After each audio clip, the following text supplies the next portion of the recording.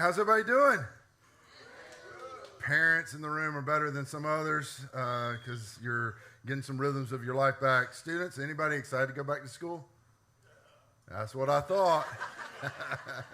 I'm sorry to bring that up. We'll pray for you. All right. Hey, we're glad you guys are here today. My name's Chris, and I get to be one of the pastors around here. And as you heard him say, we're starting a series today called Paper Walls. So the tagline, the tagline tells really where we're going to be headed in the next few weeks. It's this idea of moving beyond the excuses that hold you back. So whether you know it or not, whether you admit it or not, you, me, all of us, we have some excuses. Some of them we've actually converted in our minds to become reasons. We're going to talk about that in this series as well. But we have things that we excuse ourselves and others and our behavior and all sorts of things. And again, it happens sometimes without even knowing it. So for the next several weeks, we're going to talk about this idea of excuses. And so if you'll give me a little bit of liberty today, maybe a little bit of grace, I want to try to set up this idea, because we're going to be in this for the next several weeks. I'm going to set up this idea of excuses, talk about it. We're going to dive in deeper in the next few weeks. But today, at the end of the service, or I would say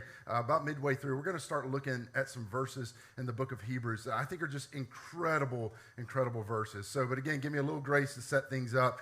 Here's the real premise of this entire thing, that excuses are like paper walls. From a distance, they actually look real. Now, everybody in the room knows this is not actual brick, but if you get this in the right positioning, on the right wall with the right distance. I remember when we first started the church, we were in a mobile place where we had to set everything up and tear everything down, and we called our production 30-foot productions. Everything looked great from 30 feet away, right? The closer you got to the stage, the worse it looked. And so this, if you get far enough away, though, you can take some paper walls and you can kind of make them look pretty real. But, you know, the function could not be more different. So a real wall, a paper wall, completely different. Thank you, sir. Completely different. And I'm actually living proof of this. I prove this point. So when I was little, let me start by saying this. I'm actually pretty reserved. I don't get super high. I don't get super low. In fact, I'm a real boring person to give gifts to, because all my response when you give me a gift is an internal response. So people are like, you're not even happy. I'm like, I am. This is my happy face. Like, I truly am happy about this. And but it wasn't always this way, which is kind of interesting to me. When I was a kid, it was the complete opposite. So I remember reading one time, Marcus Buckingham said that the older you get, the more you become who you already are. Now, I don't know if that's good news for you this morning or bad news, but for me as a kid, I was a little bit of a spaz. Like, I got really excited about everything. Now as an adult, I just feel like I'm an introvert living in an extrovert's world. Any of you introverts in the room, you know what I'm talking about. But as a kid, like, I got really excited, particularly when it came to stuff like vacations. Now, I had a little bit of a speech impediment, which is funny that I'm now in public speaking. But when I was a kid, I would get really excited about these vacations. I would run around the house going, we're going on an occasion. We're going on an occasion. And my mom would say, it's a vacation. I said, that's what I said. We're going on an occasion. And I'd just freak out. Like, I can't even imagine being in the car on the way to vacation with me, let alone being on the actual vacation. So I remember this one. We went to Florida. I grew up living in Georgia, so it wasn't as far a drive as it is from here, but a really far drive with me in the car. So we drove to Florida. My cousins were there with me, like the whole crew, like we were all going to vacation. We got to the hotel room, and I just lost my mind. Like I went around like, you give a zing on the toilet paper roll, just make sure, yep, that's working. If I jump on the bed, touch everything, put fingerprints on. I mean, if it could be touched or broken, I was involved in it immediately, right? And I'm just running around the room. I'm freaking out. And then I look up at one point and I realize my people are gone. They're probably like all avoiding me, right? I look and I see the majority of our crowd are out on the porch or the deck looking out over the ocean. I thought I have to be with my people. And so I took off running full speed. And as I'm running full speed, there's a glass sliding door, but it's okay. I'm not an idiot. I look and I realize the glass sliding door's closed, so I slow down. And then I realize, wait, no, it's open. So I speed up just in time to hit it at full speed. I hit this glass sliding door. And as fast as I hit the glass sliding door, I hit the floor. Like, I can't believe it didn't break. Like, kudos to the glass manufacturers. Like, JoJo the circus clown ran into it full speed and survived, right? So the next thing that I remember, I was laying on the floor looking up. Like, it knocked me out, right? So I'm looking up, and my family and cousins and everybody's around me. I remember my first thought was, I've died and gone to heaven. But I was just, I was excited that there was a couple of them looking at me that I was just glad they made it, right? Like I thought there was a few that were suspect in the family, I should say. But I'm laying there and I'm looking up at all of this. And then I just see my sweet, compassionate, loving mother with her hand over her mouth like this, just bouncing, laughing at me, right? Just compassion. Now, if you're a mom in the room, if you cover your mouth like this, we still know you're laughing. All right? So this is my journey. This is where I am as a kid. Now, this story would be wildly different if it had been a paper wall. Looks the same, right? If there's a physical wall, the properties are very different. In fact, I wouldn't have lost a year of memory of my life, right? That's not really true. I really didn't lose any memory. I can't believe I wasn't hurt. It didn't break my nose or anything. And it didn't really slow me down either. But the story would be wildly different if it's a paper wall, right? But there's a very different physical property between the two. So again, this idea excuses, the excuses that we know we have, the ones that we have that the people around us know we have, but we don't know that we have, the excuses that we have, they're like paper walls. From a distance, they look real.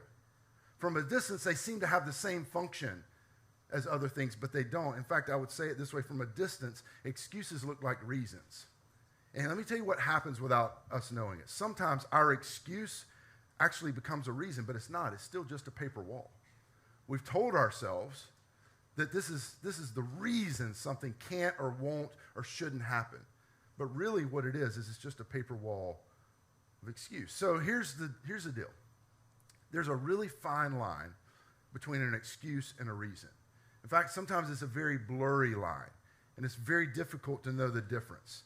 You know what the root of an excuse is? The root of an excuse is blaming something internal on something external. Sometimes we blame everyone and everything outside of us instead of taking responsibility for the thing. Sometimes it's like, no, it's everything outside of us. But here's the thing. Everywhere you go, there you are. Everywhere I go, there I am. Maybe, just maybe, you didn't have 5 bad bosses. Maybe you didn't have 5 just misfortunate or unfortunate jobs. I just happen to have 5 really bad jobs. I just had 4 really bad picks in relationships. Maybe, just maybe it's you. Right? Maybe it's me. Like if there's something that's happened on repeat in your life, here's what we do. We do this very thing. We blame something internal on something external. Like, no, it's outside of me. So if I had to give language to this whole idea, if I had to give language to the idea of an excuse, the language for excuse would be, I can't. That's the language of an excuse. Here's what it sounds like. I'd love to attend. I'd love to help. I'd love to be there. Oh, you're having a yard sale? I'd love to help, but I can't. But the truth is you won't, right? Like, you're like, I don't think we're even friends with those people. Honey, I don't know why we got invited to help with that thing or the moving thing or whatever it is. I don't know. I don't want to be a part of it. Like, sometimes we tell ourselves, we blame something internal on something external. Like if you ever, maybe this is your story or someone you know, someone's in a job or in a situation and they're just miserable and they keep complaining about their job. They're like, I just hate my job. I hate my job. I don't like it. My boss, the people I work with, the industry, and it's just over and over and over again. And someone says to you, well, why don't you quit? You say, I can't. Why? Wow, and that's just at this point in my career, at this point in my life, I can't afford to change. I got my retirement. I can't, like, this is too late in life to make that change, or man, they'll affect my family. But oftentimes, those are all external things. There are all these external reasons that we say I can't, but oftentimes it's actually something internal. The reason we won't do whatever the thing is. Quit the job, put in the application, do the new thing, try out for the new thing, whatever it is. Sometimes it's really an internal thing. It's not that you can't, it's that you want, it's you're scared. I'm scared, right? We don't say that. Like we come up with some other paper wall of excuse. But sometimes we're just insecure. Like what if I go for the job and I actually don't get it? What if I put myself out there in that relationship and it doesn't work out? What if I go for that thing? And oftentimes the thing that we tell us is really just, that we tell ourselves as a reason, is really just an excuse. It's a paper wall. And oftentimes, this is the way it plays out. We get them confused. Again, there's a thin line, a blurry line between a reason and an excuse. Sometimes it sounds like this. You say, well, I just don't have time. Like, how many times have you said that? I mean, probably this week, I just don't have time. But the truth is, time is an external thing. Like, it's the same for everybody. Like, it's a fixed thing. The truth is, I don't want to. We make time for the things that we want to make time for. Like, we have time to binge on some Netflix series, not just one season, but 2 or 3 or 4, or get in a rabbit hole of Instagram or YouTube shorts and just wake up and like we have a long beard and we're like, what happened to my life, right? So we make time. It's true, right? You know it's true. It's true of me. We make time for the things we want to, but in a moment, if we're not careful, we do this thing. We blame something internal on something external. We say, I don't have time, but the truth is, it's not become a priority. Whatever the thing is, it's not become something that has taken enough priority in my life for it to happen. Happens all the time. We blame something internal on something external. It happens to me all the time. In fact, even as I've been preparing for this series, I've thought how many times I'm living in these rhythms and don't even realize that I'm doing it. So let me give you just a quick confession. On this point and tell you a quick story. This dynamic of blaming something internal on something external, which again is really the root of an excuse. I'll tell you a time that it almost caused me, I should say, to miss out on one of the greatest joys of my life. Now, some of you can relate with this.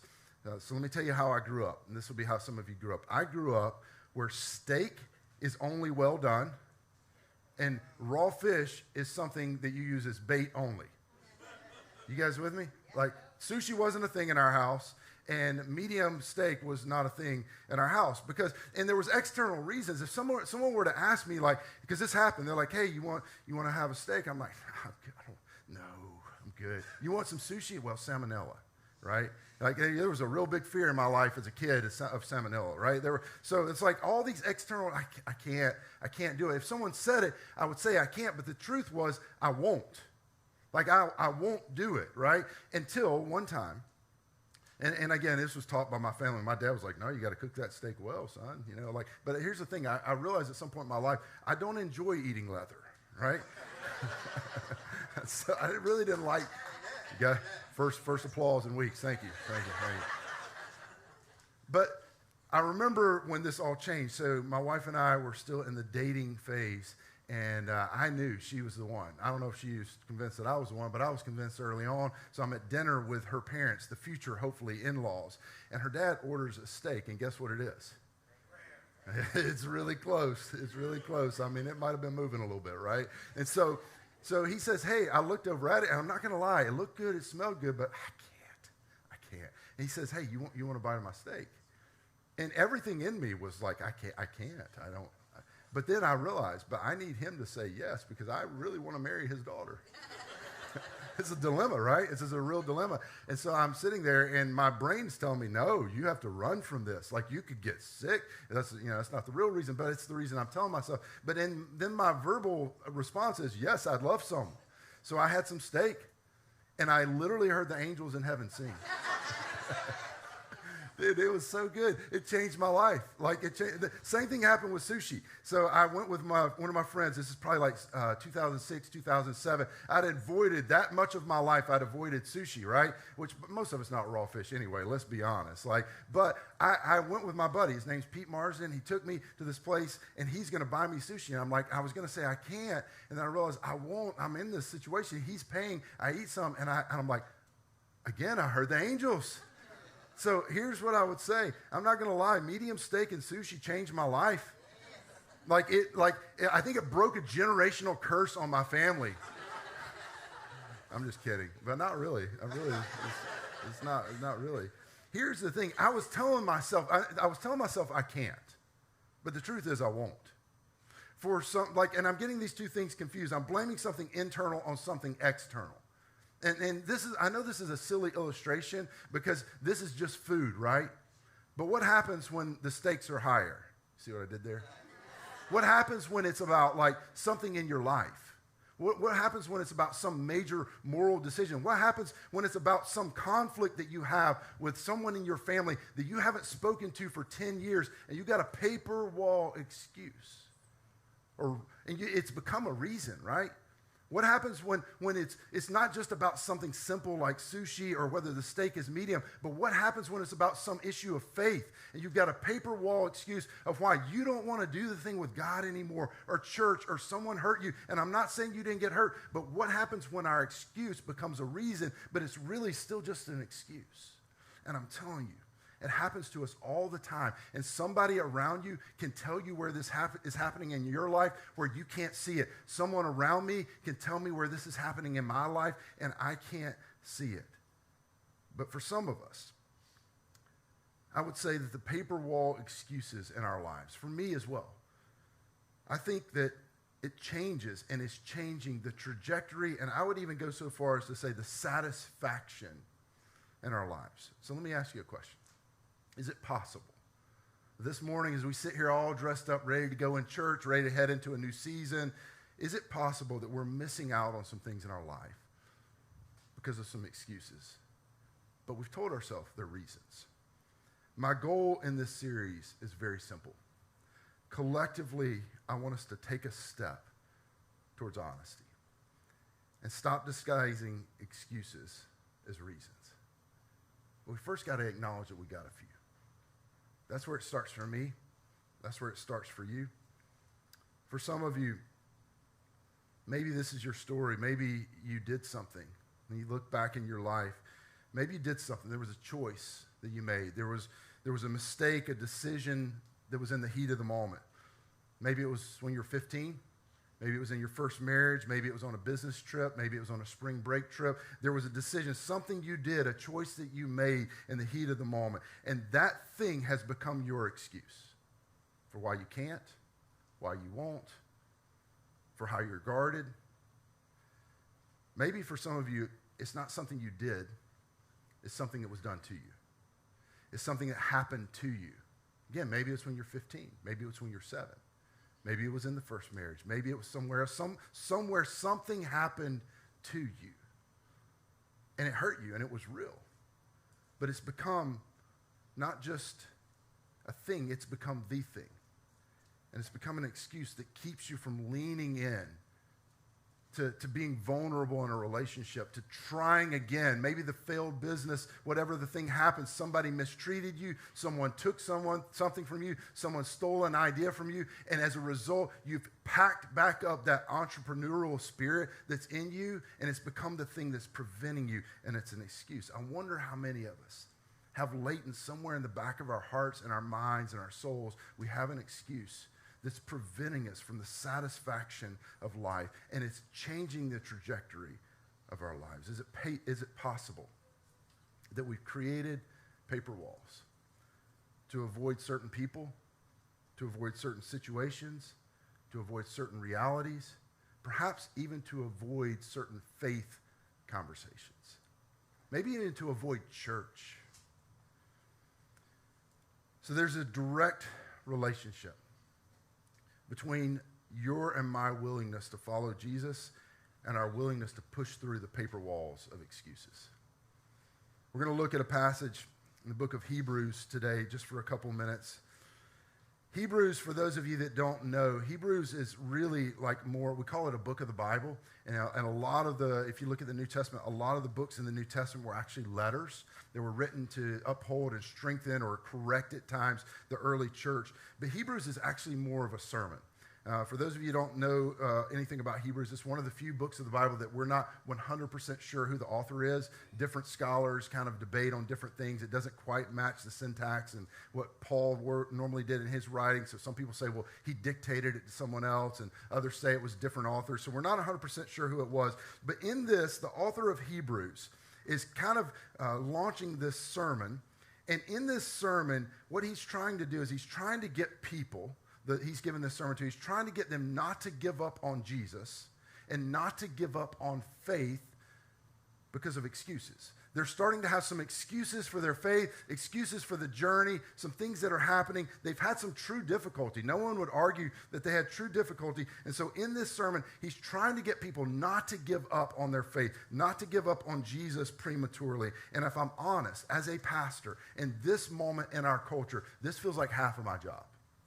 Like, I've been doing this for 25 years. It used to be that a significant portion of my job was to take people who don't believe and convince them or help them understand that there is valid reason in Christianity that you can believe. That there's, like, this thing is for real. But now the tables have turned. Now so much of my job, so much of the job of the church is to take people who have actually at some point said, I do believe, they put their faith in Jesus, and to convince those people not to pull the ripcord prematurely on Jesus and the church. And that's exactly what the author of Hebrews is doing in this sermon. And I'm just telling you, oftentimes, and again, this is true of me, it's not just true of you, but I think it's true of all of us. Oftentimes, our excuses masquerade as a reason, and we don't even know what's happening. So in this message, the author of Hebrews gives some really great advice on how not to give up on faith and how not to give in to the excuses that start to permeate our lives. And here's how it kicks off. Hebrews chapter 12, verse 1, this is what he says. He says, let us throw off anything that hinders and the sin that so easily entangles. Now, in a second, I'll read the rest of this verse, and you'll get the full context. He's talking about a runner. He's talking about a race. That is the context. And so in that context of a runner and a race, he says, let us throw off anything that hinders and the sin that so easily entangles. Any runners in the room? Not so much, huh? Like only if somebody's chasing me, like with a knife or a mortgage bill or something like that, right? Here's what you know. Even if you're not a runner, you know a runner. Just pretend you know a runner, right? This is like pretend one day you're going to be a runner, right? There are certain things that hinder you when you're running. Like you can't wear boots. That's not awesome. Like that hinders you. Brownies hinder you when you're running. Unless they're at the finish line, then they actually propel you to run, right?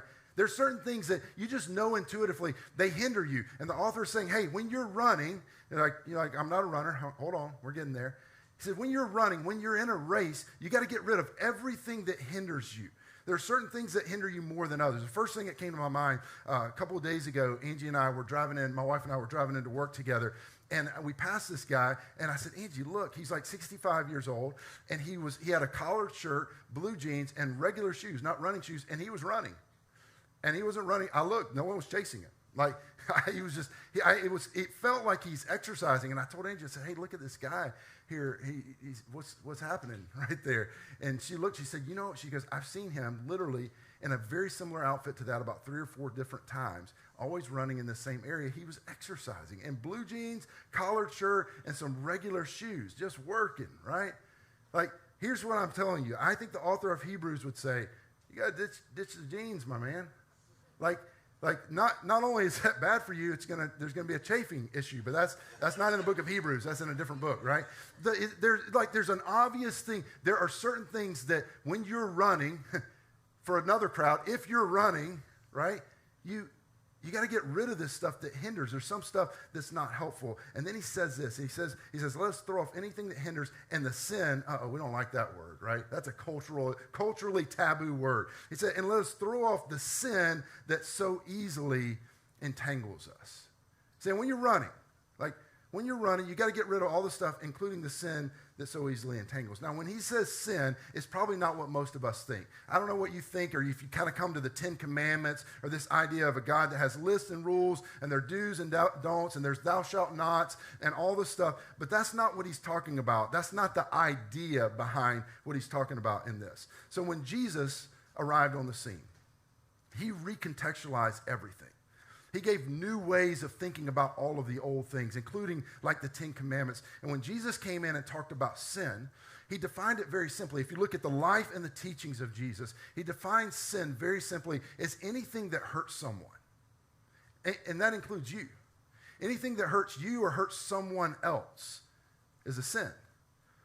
So, like if you think about it in that context, anything that you do that hurts yourself, anything that you do that hurts someone else becomes a sin. In fact, it's interesting when we think about the whole idea of the 10 Commandments and all of that stuff, which I'll get into in just a second. Jesus redefines this thing broadly and says, in fact, we see it in how he talks about a neighbor.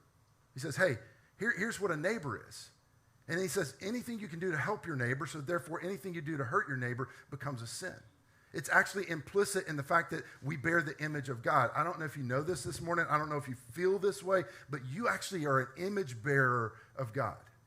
Like, you are part of the reflection of God. And if you're an image bearer of God, that means anything you do to hurt you or hurt someone else that bears the image of God is a sin by nature. Like, you and I can't go around messing with the reflection of God in ourselves or someone else and not have consequences. This is the way Jesus taught this idea. So let me give you an example. So for example, lying is a sin. Not because it's on a list, and it is on the list, but because it hurts you. It hurts you. And guess what? It hurts someone else. See, when I lie, it breaks trust. Trust is foundational to a relationship. If there is no trust, there is no relationship. You guys know it. Some of you right now have something going on in a friend group, whether you're teenagers or whether you're adults, it doesn't change. You have this going on at work. You have this going on in your marriage, in your relationship. This is what's happening. And you know if there's dishonesty or a lack of full transparency, which is just a nice way to say lying, then what it does is it breaks trust. And when you break trust, it hurts you and it hurts other people. See, some of us, let me just say this. Some of us have misunderstood the list. In fact, some of the deconstruction and some of the tension that people find around scriptures and around God and around the church is because we've misunderstood. Lying is on the list because it hurts you, because it hurts other people. God didn't just make up a list because he's a rules God and he's authoritarian and he wanted to bend us to his pleasure, but instead rules, the things that were on the list because they hurt us if we enter into those things. So he says, throw off all the sin that so easily entangles. It includes, it's not limited to, it includes, but it's not limited to this idea of lying. And let me tell you why I use this illustration of lying. An excuse is just a well-dressed lie that we tell ourselves. That's all it is. When you make an excuse, sometimes we dress them up real nice. They sound really good. In fact, it didn't just convince us, it convinced others. But that's all it is. An excuse is just a well-dressed, lie that we tell ourselves. So in context of what the author of Hebrews says, you say, uh-oh. The author of Hebrews is saying, no more sin. No more sin that entangles us. No more sin that's taking our eyes away. No more sin that's hurting other people, and that includes excuses. So what he's saying is, no more excuses. The excuses we tell ourselves. He says, let us throw off anything that hinders and the sin that so easily entangles. And then he continues, and let us run. Here's where we get the context. Let us run with perseverance the race marked out for us. Now, if you're a Christian, if you're a follower of Jesus, especially if you grew up in the church, you've heard this, but this is true of you even if you don't know it. If you're a Christian, God has a purpose for your life. Some of you grew up hearing that. Some of you have heard that. You're not sure if you believe that. I'm telling you, God has a purpose for your life.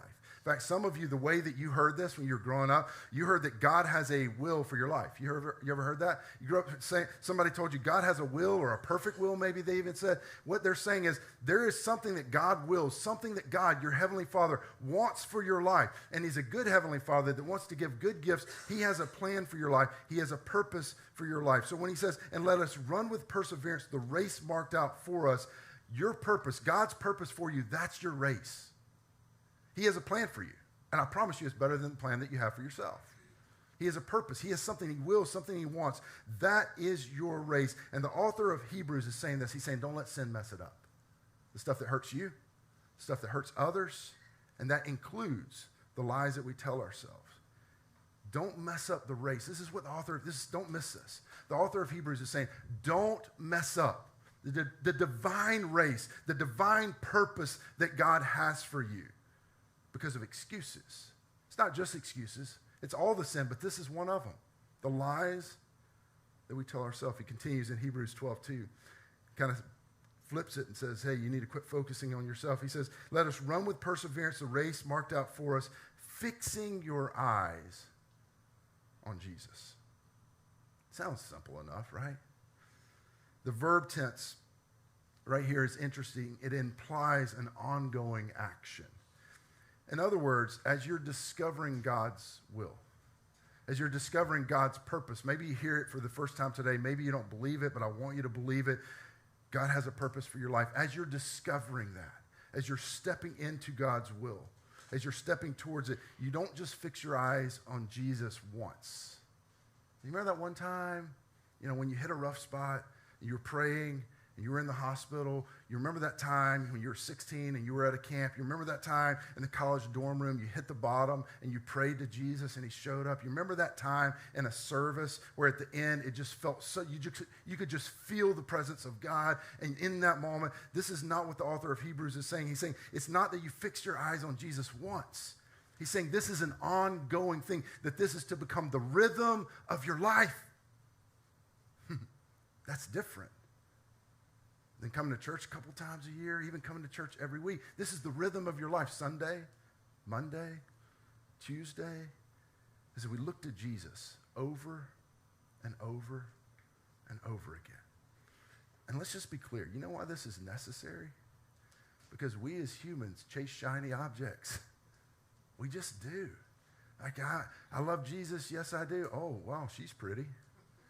I love Jesus. Yes, I do. Man, that is really cool perks in that job. Man, that'd be a great place to vacation. Shiny objects, they're everywhere.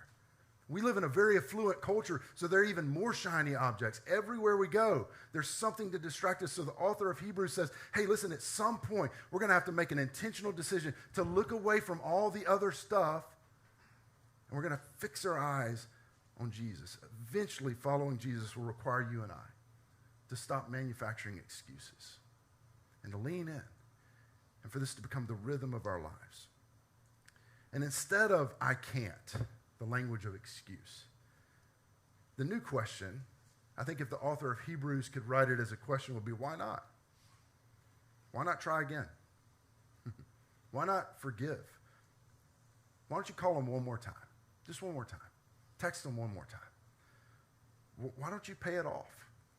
I know you've been saying all the reasons you could. Why don't you pay it off? Why don't you be honest about that thing? You've been hiding a portion of that, a portion of your life. Why don't you be honest? Why not finish the application? Why not do the interview? Why not engage that doubt that you have rather than coming up with an excuse or why you can't? Why not? He continues, he says, fixing your eyes on Jesus. This is how he finishes the thought, and I love it. He says, the pioneer, he's talking about Jesus, the pioneer and the perfecter of faith. For the joy set before him, again, he's talking about Jesus, he endured the cross, scorning its shame. And then, after the resurrection, he sat down at the right hand of the throne of God. That word pioneer is so important. It's so important to our understanding of who God is. See, that word pioneer means that the whole Christian journey is not like you hear a message like this and you say, okay, so Chris, am I just supposed to try harder and really try hard to look at Jesus and really try hard not to make excuses? No, this is the beauty of it. The fact that Jesus is the pioneer of all of this means that it's not about performance. It's not about human effort. He did it. He pioneered the faith. We don't start it. He pioneered it, and not only did he pioneer it, he perfects it. You know how? When you look to him. Again and again and again. Author of Hebrews, fix your eyes on Jesus. He's the pioneer of faith. It's not about performance. It's not about human effort. He's already started this work. His purpose, in other words, on the cross and the work of the cross, your purpose, my purpose, was set in motion. Now as we look to Jesus again and again and again, we dial in and we tap into that purpose over and over and over again. And as we look to him, the shiny objects fade and the reality of Jesus comes front and center. Remember, an excuse is just a well-dressed lie that we tell ourselves. So to a group of people that the author of Hebrews was trying to convince not to give up on faith, not to give up on Jesus, not to pull the ripcord prematurely and get out of the game, to that group of people that he's saying, no, you have a purpose. There's something I want for you. There's something God wants for you. To that group of people, he says, if you want to run the race of your purpose, then you got to get rid of sin, including, but not limited to, your excuses. My excuses that hold me back. Excuses will keep you and me from fully experiencing God's purpose. It's the world that some of us are living in. I am describing some of our lives right now. There's more. There's more. But as long as you're hiding behind one of these, you won't experience it. Not fully. God wants that for you. The author of Hebrews wanted that for the people that were listening to him. So, the takeaway today, if I could just give you one big takeaway, is that you need to try a medium steak or sushi. So when it comes to life, as we kick off this series, here's the one simple question. What's your excuse? Maybe it's plural. What are your excuses? When it comes to life, and specifically, let me ask it, when it comes to faith, when it comes to you and God, what's your excuse? What's the thing? What are the things? I bet at least one, if not multiple, have already come to your mind in different arenas of your life. And here's what I want to invite you to do. Leave it behind. Throw it off. That's what the author of Hebrews says. Throw it off. Everything that hinders, get rid of it. How? By fixing your eyes on Jesus. This quote is attributed to Ben Franklin. I don't know if he's actually the one that said it, but he said, he that is good for making excuses is seldom good for anything else. Throw it off. That's what the author of Hebrews says. Put your eyes on Jesus. So I asked the band if they would come and if they would close in a song, and I want to tell you why I picked this song. There's a line in this song that says, my heart needs a surgeon, my soul needs a friend. It says, so I run to the Father again and again and again. That is what the author of Hebrews was getting at when he said, fix your eyes on Jesus. It was just, remember, it was just the rhythm of life. I don't look to Jesus just once, one time, when I became a Christian. No, it's again and again and again. It becomes the rhythm of life. And so, just for a few moments, collectively, corporately, as we head into a new season, for some of you, a new school year. For some of you, maybe you're heading into a new marriage. For some of you, you're heading into a new job. As a church, we're heading into a new season. I just wanted to collectively and corporately invite us just to run to the Father again and again and again. And tomorrow morning and Tuesday and Wednesday and on Thursday when it's not going well at school, when it's not going well at work, when it is going well at school, when it is going well at work, to divert your eyes, fix your eyes on Jesus and run to the Father again and again and again. He has a big plan and purpose for your life. Maybe no one's ever told you that. Maybe you've never believed that, but it's true. Let me pray for us, Father. These moments, will you just allow us? God, we don't even know how, like with our humanness, we don't know how The author of Hebrews says to fix our eyes on you. We don't know how, but we're going to try.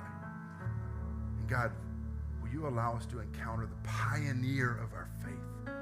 And I pray that in some small or profound way, that in this moment you will begin to perfect our faith as we intentionally divert our eyes and put them on you. We ask all this in the precious and the powerful name of Jesus. Amen. Will you guys stand with us as we sing?